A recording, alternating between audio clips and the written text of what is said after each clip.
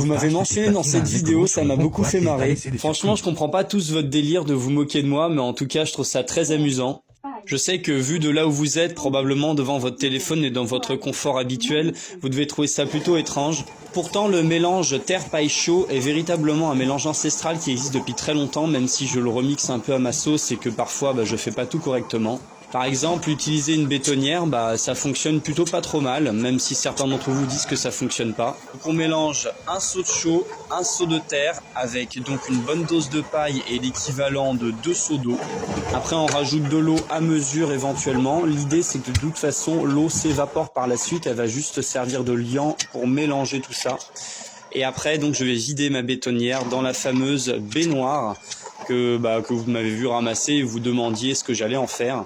Ensuite, le bébé a eu un petit peu de mal à accoucher et dès que c'est dans la baignoire, je laisse reposer pendant environ 24 heures de manière à ce que l'eau s'égoutte un maximum pour limiter l'apparition de moisissures.